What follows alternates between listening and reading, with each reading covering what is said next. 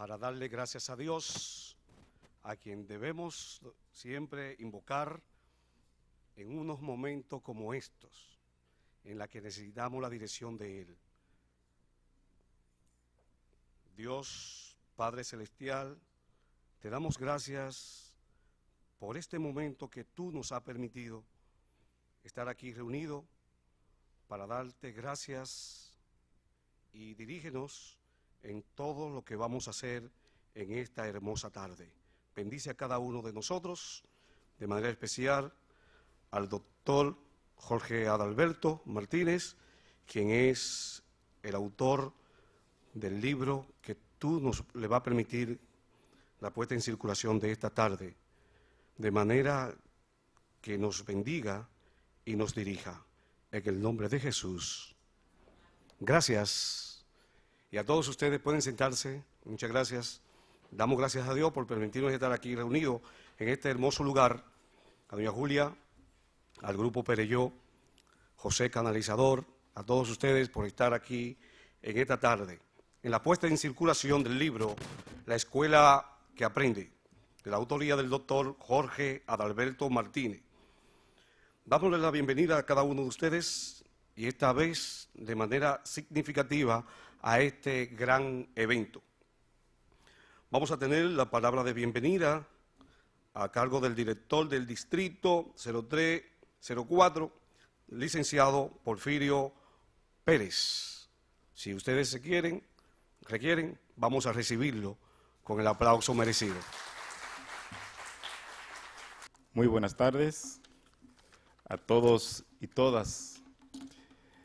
La Universidad Federico Enríquez y Carvajal y el Distrito Educativo 0304 de esta provincia Peravia han tenido el honor de invitarle a la conferencia, como decía el moderador, titulada La Escuela que Aprende.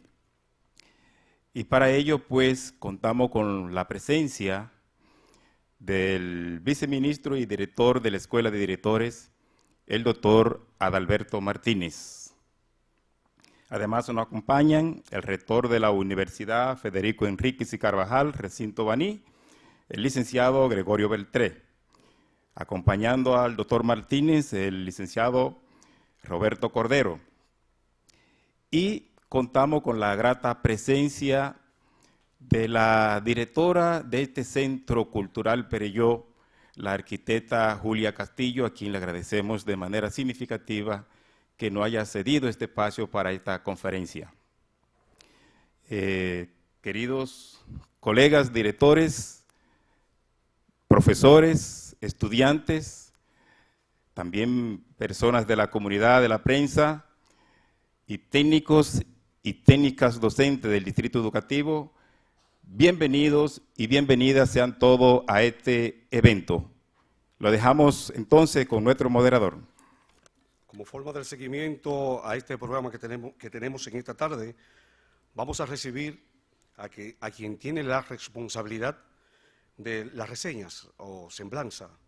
Vamos a recibir al licenciado Gregorio Beltré, rector de la Universidad UFED, Extensión o Recinto Baní. Muy buenas tardes a los distinguidos directores y directoras que nos acompañan en esta tarde aquí en este Centro Cultural Pereyó, a las autoridades que nos facilitaron el espacio para poder hacer la conferencia. Ya el director del distrito me dio los saludos de protocolo y yo tengo el orgullo de presentar a un gran hombre, a un gran profesional, a Jorge Adalberto Martínez, quien es doctor en Filosofía y Lenguaje.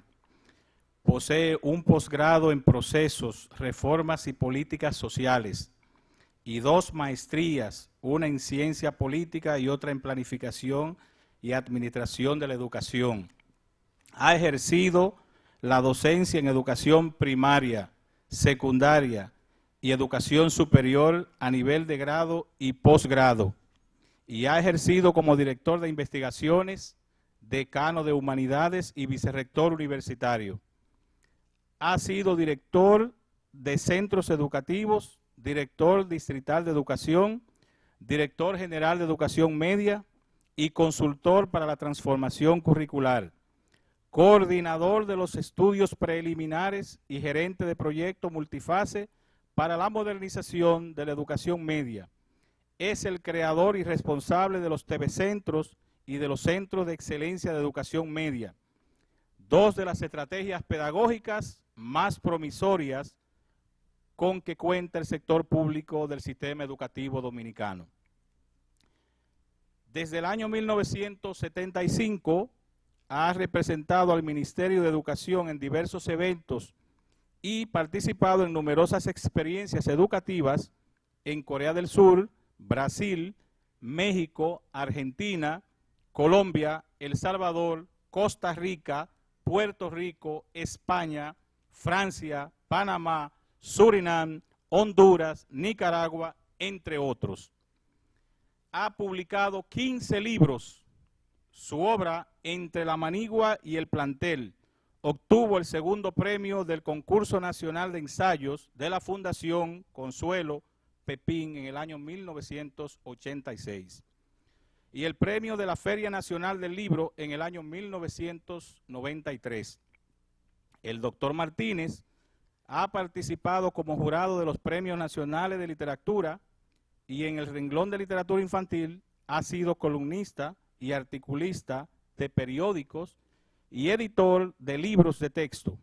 Ediciones CP incluyó 7 de sus cuentos para niños recientemente en su colección La Casa de los Cuentos, y ha publicado su último libro, Una aproximación a la educación prefigurativa, la escuela que aprende, el cual resume su pensamiento pedagógico. Sus artículos científicos están publicados en el libro Ciencia e Investigación de la Sociedad Actual y la Revista Iberoamericana de Ciencia, Tecnología y Sociedad. El doctor Martínez actualmente es viceministro de Educación, encargado de la Oficina Nacional de Supervisión, Evaluación y Control, director ejecutivo de la Escuela de Directores y miembro del Consejo Nacional de Educación. Yo agregaría que es un excelente ser humano, un gran profesional. Señoras y señores, con ustedes, el doctor Jorge Adalberto Martínez. Muchísimas gracias. Muchas gracias, profesor Beltré. Quiero agradecer a la dirección del Centro Cultural por la acogida que nos ha ofrecido, a la dirección del Distrito Educativo y a las autoridades de la universidad. Pero sobre todo, gracias a ustedes que en esta tarde han sacado tiempo para que podamos estar aquí y compartir algunas de nuestras ideas. Voy a tratar de plantear, digamos, una síntesis muy apretada de lo que es el contenido del libro y, bueno, abrigo la esperanza de que si al final ustedes tienen alguna pregunta o quisieran hacer algún comentario, entonces poder dedicar tiempo para eso, entendiendo que esa sería la parte más importante. Así que gracias a cada uno de ustedes por venir y hacernos el honor de poder compartirles algunas de nuestras ideas. Yo estoy muy interesado en plantear algunas ideas que puedan resultar de utilidad para ustedes. No se trata de decir algunas cosas buenas o bonitas, nada más, Se trata de que las ideas claves a ustedes les sirvan para hacer algo con ellas, que ustedes puedan de alguna manera enriquecer su propio pensamiento, sus propias elaboraciones y sobre todo ensanchar y mejorar, si es posible, la visión que tienen del mundo, la visión que tienen de la sociedad. Cuando planteo el tema de la educación, quisiera que no nos quedemos en la educación pura, porque la educación pura no se da.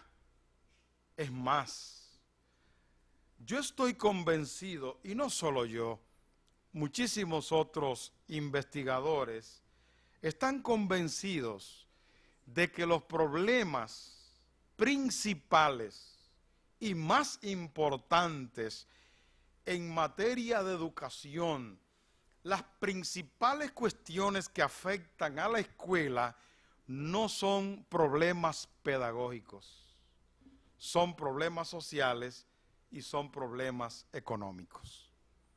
Si es así, entonces, sería un vano empeño plantear la cuestión pedagógica, que es menor, dejando la cuestión mayor, que es la cuestión social, que es la cuestión económica. Estamos en una región que todos conocemos, América Latina. Y América Latina ha alcanzado algunos títulos por llevarse el premio en determinados aspectos, en determinadas cuestiones. Por ejemplo, América Latina está considerada como la región más desigual del planeta. Es decir, las riquezas en nuestros países no nos afectan por igual a todos. En América Latina, unos pocos tienen mucho y muchos tienen muy poco. Los niveles de desigualdad que hemos alcanzado en América Latina han llevado a los economistas a plantear un concepto que es relativamente nuevo aplicado a la economía. Nosotros hablamos de inequidad, pero ocurre que en América Latina ya no se habla de inequidad porque hemos sobrepasado el concepto de inequidad y en América Latina ya hay que hablar de exclusión. No se trata de que las riquezas están distribuidas inequitativamente. Se trata de que una gran parte de la población está excluida y no tiene posibilidad, no tiene acceso de disfrutar de los bienes de la sociedad. Y eso es muy grave. Entonces, si usted es un educador, una educadora, no puede plantearse los temas educativos o los temas relacionados con la escuela y la educación sin prestarle atención a una cuestión tan crucial como esa. ¿Por qué? Porque, como dice el refrán, es decir, aunque la gente cree que nosotros somos brutos, no, nuestro pueblo no es bruto. Como dicen, el mal comido no piensa. Y eso es la exclusión.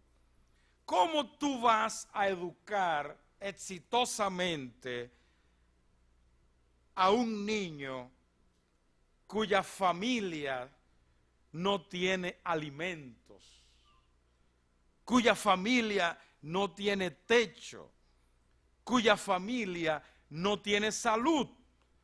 Tú podrás ser el mejor profesor del mundo, pero aunque sea el mejor profesor del mundo, no vas a lograr mucho, porque no se trata de ser buen profesor, se trata de una condición y de una situación, de una realidad que está padeciendo esa familia.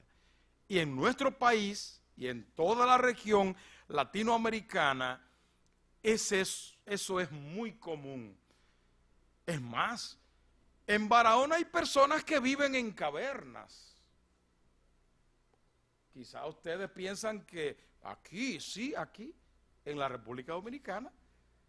Y hay gente que tiene que robarle un pedacito de terreno al cauce del río para levantar, como dicen, un taparete y vivir y guarecerse ahí.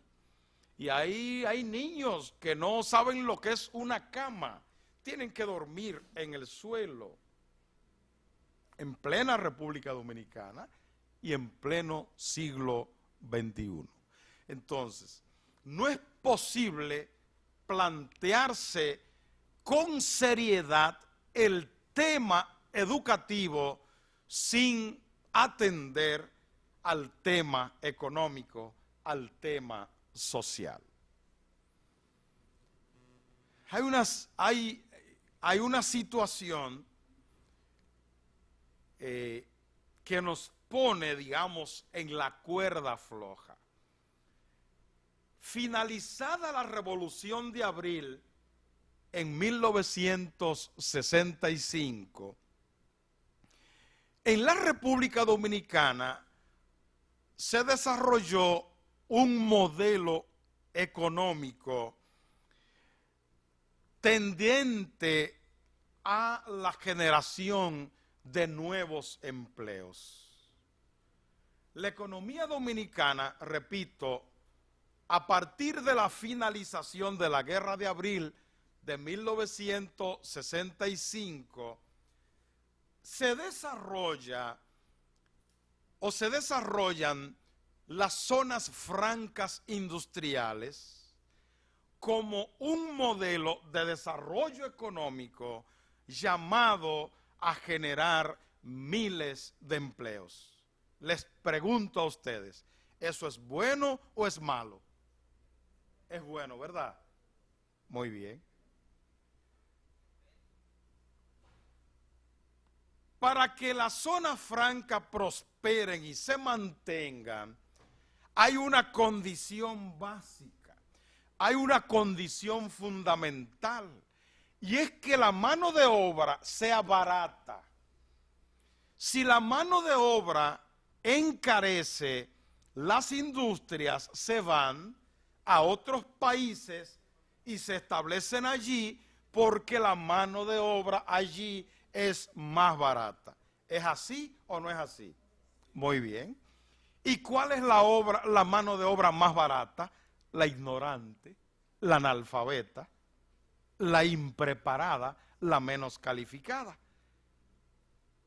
Entonces, fíjense el conflicto que se genera en la República Dominicana. Necesitamos la generación de empleos, pero es un modelo económico que atenta en contra de la escuela, atenta en contra de los pobres, atenta en contra del país mismo. ¿Por qué? Porque todos sabemos que la única esperanza que tienen las familias pobres de salir de su situación, ¿cuál es? La educación. La educación.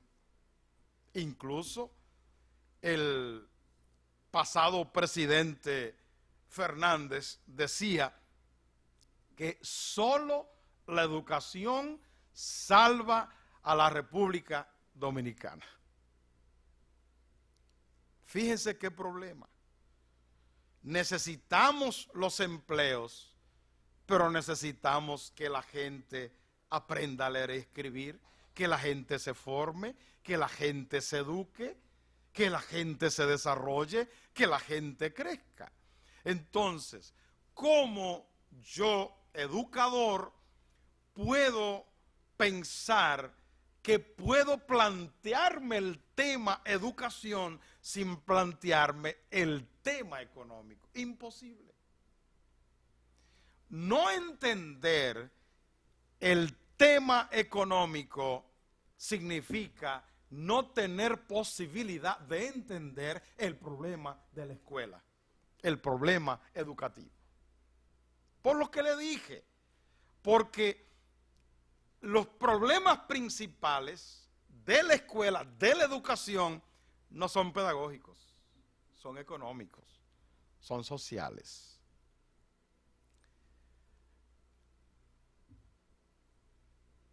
Ustedes saben por la historia que hubo una sociedad nómada, es decir, las familias no se asentaban, no se establecían, no tenían un fondo donde se quedaba la familia y entonces alrededor de la casa, alrededor de la vivienda, había una determinada producción. No. La sociedad, esa sociedad nómada, era una sociedad recolectora. Sobrevivían de lo que producía la naturaleza y no de lo que se sembraba, no de los animales que se criaban. Las familias nómadas vivían o sobrevivían de un pez que había en el río o en la laguna o en el lago, o de un mango que caía, o de un aguacate o de un coco que encontraban ahí y donde había estos productos, estos frutos a la disposición de todo el mundo. Yo les pregunto, ¿qué letra, qué capacidad mental, educativa se necesitaba para ir a recoger un mango o tumbar un coco de la mata? Ninguna. Quiere decir que en esa sociedad no había escuelas, no había escuelas, no había educación, porque no era necesaria. Tenían educación algunas personas, por ejemplo, un hijo del rey, el hijo del emperador. Entonces, ese señor quería que su niño, varón, si era hembra no, si era hembra no, que el varoncito se lo criara la persona del pueblo más entendida. Y entonces lo traía a vivir al palacio real, y entonces el niñito tenía a su lado a un maestro que era el sabio del pueblo. ¿Ustedes recuerdan más de un alumno que tuviera Sócrates? No. ¿Ustedes solo recuerdan a Platón como alumno de Sócrates? ¿Ustedes recuerdan los alumnos de Platón? Uno solo, Aristóteles, porque no había educación tal como nosotros la conocemos, porque no era necesario. Solamente sabían leer y escribir los monjes que vivían en los monasterios y los hijos del emperador, si era varón, especialmente el mayor de los hijos que había allí. Pero esa sociedad fue sustituida por otra. A partir de cuando las familias se asientan en un determinado predio, en un determinado lugar, entonces comienzan a sembrar, comienzan a cultivar la tierra. Esa es una sociedad que ustedes y yo conocemos como la sociedad agraria, una economía agraria donde se siembra un plantón de yuca, se siembra una caña, se siembra una semilla y repolla. Y ahí entonces las familias viven, se sostienen ¿de qué? De lo que siembran, de lo que cultivan, de lo que cosechan. Ahora, para eso se necesitaba ¿qué? Fuerza bruta. No se necesitaba más nada. Se necesitaba tener un palo que se clavaba para hacer un hoyo y ahí poner una semilla que iba a germinar, iba a crecer. O sencillamente hacer un hoyo y poner unas plantitas ahí de yuca para que la yuca brotara, o de cepa de plátanos o de rulo o de guineo, para que de ahí entonces viniera la planta y hubiera la producción. Esa sociedad tampoco tenía escuelas. ¿Por qué? Porque no era necesario. Para sembrar yuca no necesitaban saber leer y escribir. Para sembrar una semilla de mango no necesitaban leer y escribir. Para sembrar un gajo de caña, pues no se necesitaba al Centro Cultural Perelló ni nada por el estilo, ¿verdad? No existían centros tan lindos y tan importantes como este, porque no eran necesarios. Pero ¿qué ocurre? ¿Qué ocurre? En el año 1768,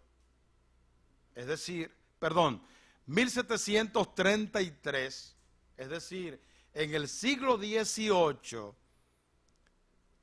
se inventó la máquina de hilar, de hacer hilos para hacer tela. En 1768 se inventó la máquina de vapor.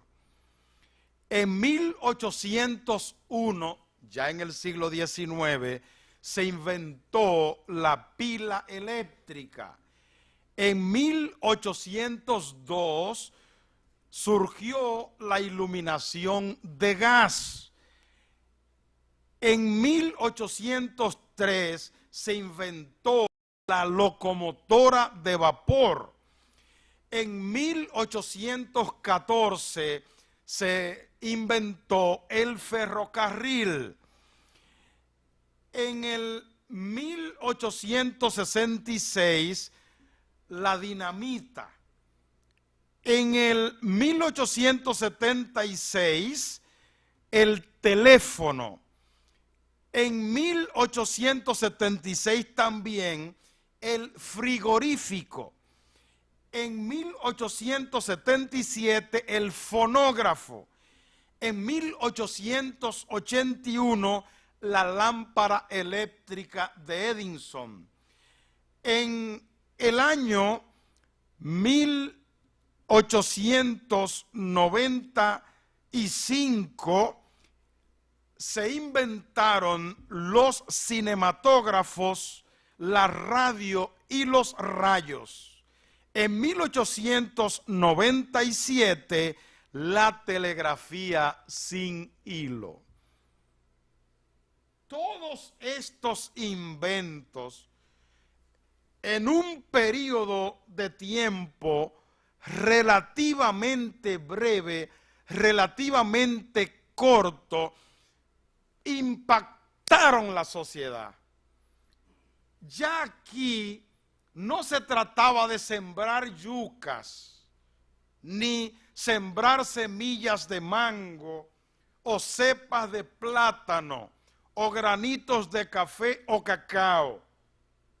Aquí estamos hablando de un estadio de desarrollo superior, diferenciado del desarrollo de la sociedad agraria o agrarista.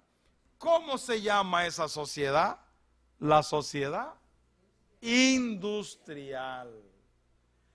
las industrias necesitaban mano de obra calificada, necesitaban trabajadores que pudieran entender el manual del fabricante de la máquina, que pudieran recibir instrucciones.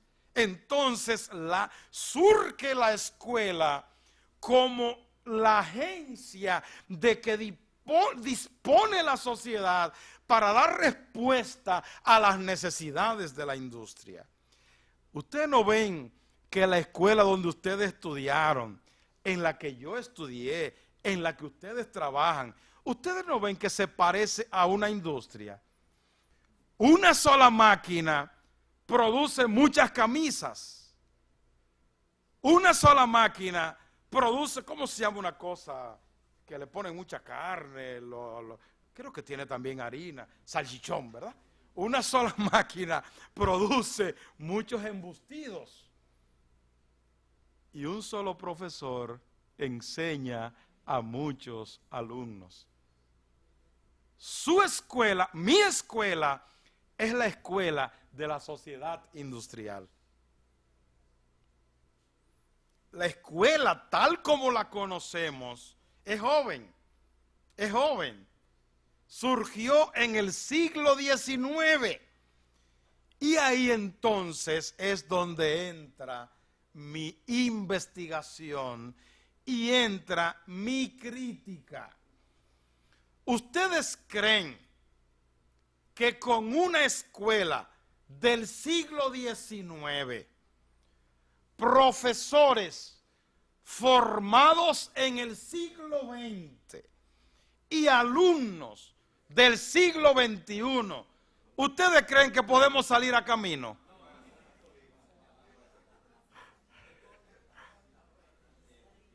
Y señores, ese es mi planteamiento y ese es el problema que yo trato en el libro. Cómo, si la sociedad cambió, cómo nosotros pretendemos que la escuela va a ser de calidad haciendo lo mismo. Haciendo lo mismo se tienen que los mismos resultados. Nosotros queremos resultados diferentes haciendo las mismas cosas. ¿Eso es posible? No. Entonces ustedes son cómplices conmigo, ¿verdad? Si ustedes dicen que no, entonces vamos a ver cómo entre todos entendemos y resolvemos este problema. En los últimos 50 años, en América Latina, ha habido reformas educativas en Perú, en Chile, en Argentina, en México, en Uruguay, en Brasil, en El Salvador y hasta en la República Dominicana. De esas reformas de los últimos 50 años, ¿qué es lo que le ha quedado a los países? Ustedes saben, las deudas. Las reformas educativas en ningún país han resuelto el problema de la calidad de la educación. Es más, cuando se hacen los estudios internacionales, ni un solo país de América Latina califica. ¿Cómo? Ni Chile, ni Chile. Ni México, ni México. Ni Brasil, ni Brasil. Ni Argentina, ni Argentina. No hay un solo país de América Latina que figure en el ranking mundial de los sistemas educativos de calidad. Hasta Estados Unidos, que es malísimo, es mejor que nosotros.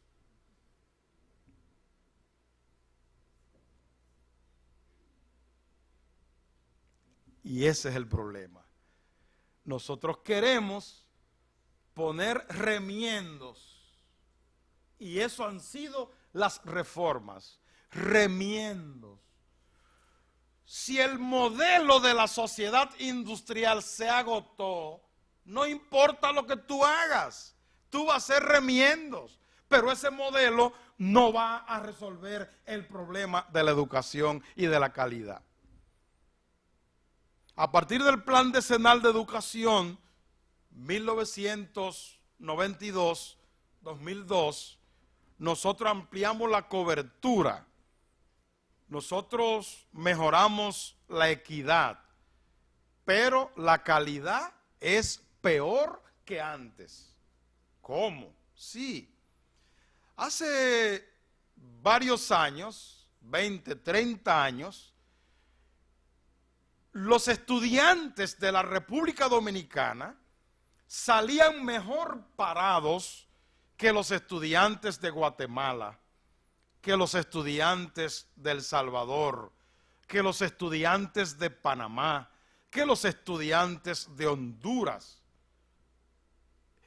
Pero en los últimos estudios comparativos que se han hecho, nosotros quedamos en primer lugar, de abajo para arriba, de atrás para adelante.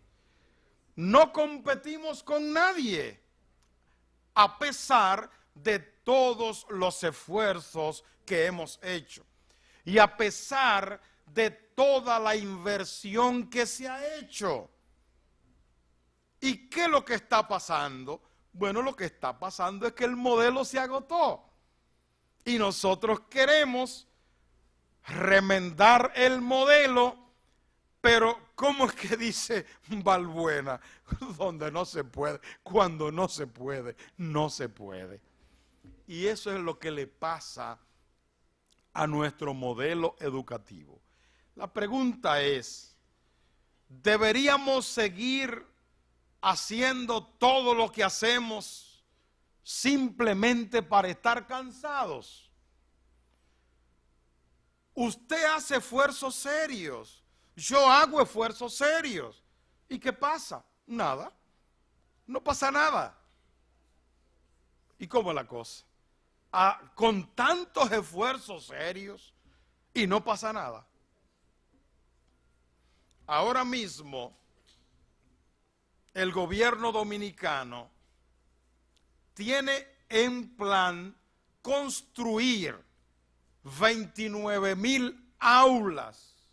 Quiere decir, multiplicar por 2 las aulas existentes, la que se ha construido desde el principio de nuestra educación hasta hoy. ¿Y por qué?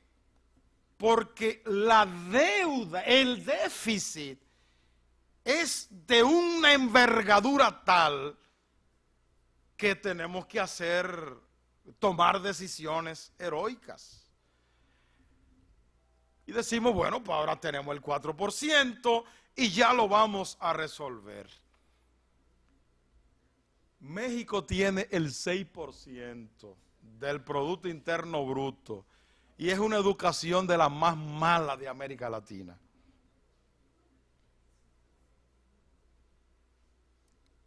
Estados Unidos invierte como el 7% y escuelas que sirvan en Estados Unidos nada más hay como 5. Entonces, tú puedes meter todo el dinero que metas, el dinero solo no resuelve. Tiene que acompañarlo de algo más. Pero ese algo, ¿dónde está? ¿Cuál es? ¿Cuál es? Porque todas las fórmulas que hemos aplicado hasta ahora han sido fórmulas fallidas. Fórmulas fallidas. Yo tratando de encontrar respuesta, he ido a ver modelos, he ido a ver sistemas educativos, escuelas buenas en muchos lugares del mundo. Sin embargo, yo encontré una investigación, un librito que escribió una antropóloga, no una pedagoga, una antropóloga norteamericana llamada Margaret Mead. Margaret Mead, estudiando su libro, estudiando su investigación, entonces yo encontré el camino, vi la luz que yo estaba buscando, porque parece ser la respuesta que yo necesitaba con toda la investigación que estaba haciendo. Margaret Mead, en su libro Cultura y Compromiso, estudia las distintas generaciones y cómo una generación se relaciona con la otra generación y cómo la generación sustituta recibe algún tipo de beneficio de la generación anterior. Y Margaret Mead encontró que una generación tenía como ideal el ideal de los viejos, el ideal de los abuelos. Todo el mundo quería ser como los mayores y todo el mundo aprendía de los mayores. Solo los mayores sabían, por tanto, era necesario seguir los pasos de los mayores, los pasos de los adultos. Y a esa relación, a esa sociedad, Margaret Mead la llamó posfigurativa o posfiguración. Los adultos figuran en forma posterior a ellos mismos. Por eso ella encontró que esa era una sociedad posfigurativa. Solo los adultos conocían, sabían, tenían la orientación del mejor camino. Y los niños y los jóvenes trataban de caminar de acuerdo a las pautas de los adultos. Posfiguración. Ella siguió estudiando y encontró que habían otras sociedades donde los niños y los jóvenes recibían de los adultos, pero ellos mismos también daban. Ellos aprendían de los adultos, pero también enseñaban, aprendían de ellos mismos, de su propia generación. Y ella llama a esa sociedad cofigurativa. Eran sociedades cofigurativas, sociedades horizontales, donde yo te doy y tú me das. Yo te enseño y tú me enseñas. Siguió estudiando y encontró una sociedad totalmente distinta, con unas relaciones totalmente diferentes a las relaciones de esas dos sociedades. Yo no sé si ustedes saben que a partir de la caída del muro de Berlín en 1989 se inaugura un nuevo concepto en la sociedad mundial, en la sociedad universal. A partir de 1989 comienza a nacer unos niños distintos, unos niños diferentes a los que nacimos antes de 1989. Los nacidos antes de 1989 estamos PM. Pasado meridiano. Yo tengo un teléfono aquí. He estudiado el manual como 15 veces. ¿Y saben todo lo que yo le saco a este teléfono? ¿Qué es? Hacer una llamada o recibir una llamada. Porque yo soy de teclas y de cuerdas y esto es cultura digital. Cultura digital. Si yo quiero saber algo del teléfono, tengo que preguntarle a mi nietecita, que no tiene que estudiar ningún manual, y ella sí sabe todo lo que se le puede sacar a este teléfono. ¿Por qué? Porque ella es nativa digital, mientras yo soy inmigrante digital.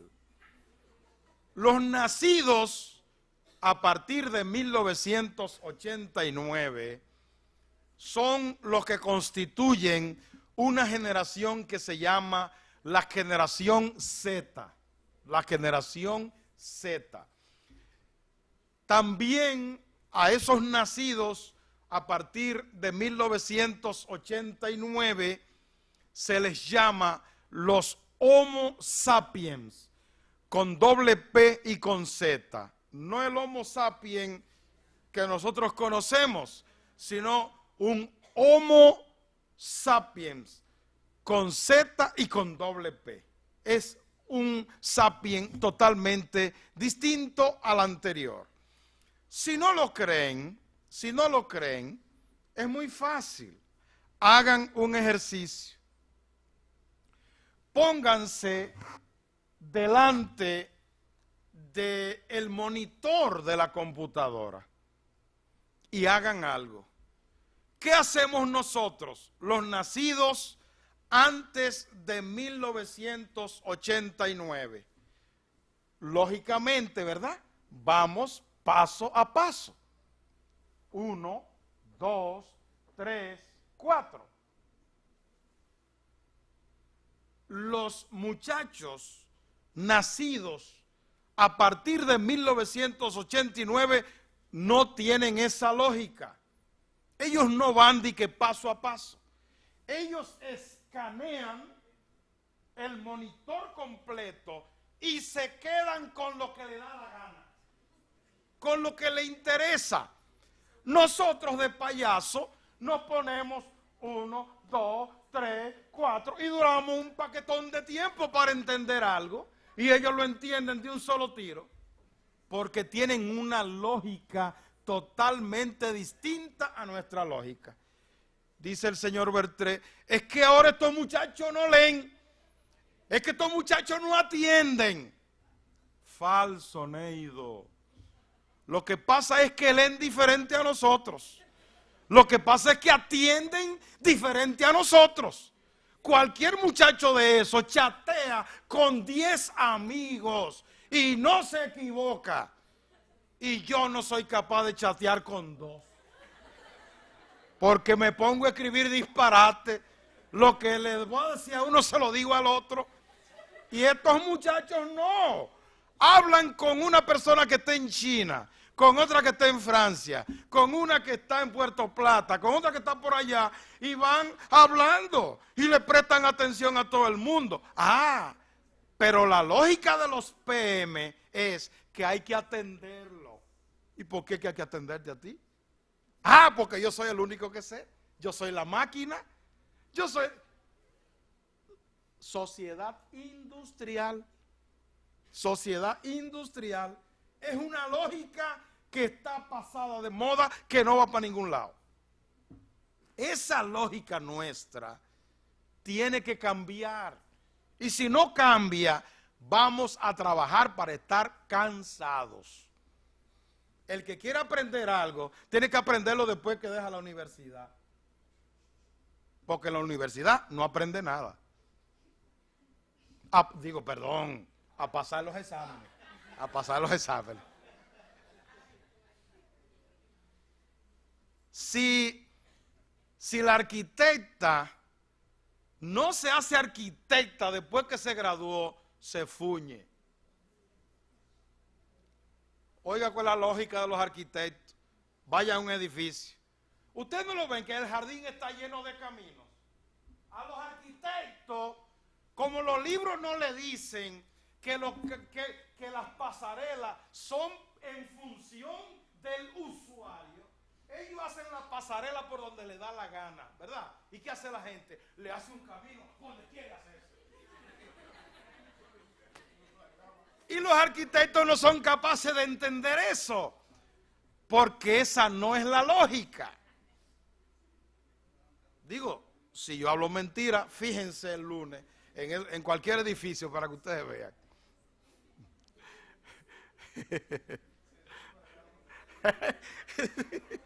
Cada quien hace su propio camino. Bueno,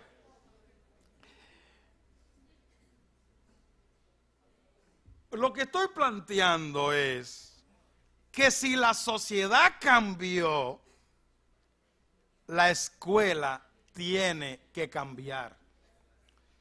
Que si la escuela quiere tener éxito, tiene que tratar de transformarse, no de simple reforma, no reformarse, transformarse en un modelo educativo que responda a los requerimientos de la sociedad contemporánea. Si quieren les pongo 2 ejemplos, 3, muy breves. Vamos a traer aquí no, lo vamos a llevar al aeropuerto de las Américas, al mejor piloto de la Segunda Guerra Mundial. Lo vamos a llevar allá y le vamos a decir, señor piloto, venga para que usted pilotee este avión. ¿Usted se monta en ese avión? No. El mejor piloto de la Segunda Guerra Mundial no tiene ni idea de cómo son los aviones de hoy, de cómo ha evolucionado la aeronáutica. Es más, un general, el mejor general, Churchill, cualquier general de esos famosos, tú lo mandas a la guerra y no tiene ni idea de cómo es que se dispara. Porque ahora se mandan cohetes dirigidos, son computadoras que dicen, cuando tú llegues allá, a 5 kilómetros, tú doblas un poquito a la izquierda y luego tú bajas, ¡pum!, y explota a 5 kilómetros para abajo. Eso no existía antes. Eso es nuevo totalmente. Así que las guerras se hacen en un plano, en un papelito. Son unos comandos que se dan y unas fórmulas que se aplican. No hay que ir allá. No hay que ir allá. Muy bien. Dijeron que no se montan en el avión. Le voy a poner entonces otra que quizás esa sí le guste. Vamos a buscar. Vamos a ir a la Plaza de la Salud. Vamos a ir a Sedimat. Y vamos a buscar el mejor cirujano de los años 60. Y lo vamos a llevar a usted allá al quirófano para que ese cirujano lo opere a usted. ¿Usted se deja operar? No. Ese cirujano no tiene ni idea de lo que es un láser. De que no, que yo me voy a operar con rayo láser. Ese cirujano ni idea tiene de lo que es un rayo láser. Ok, hasta ahí están de acuerdo conmigo. Vamos a ver la tercera. Yo voy a ir a la escuela. ¿Cómo se llama la escuela de aquí?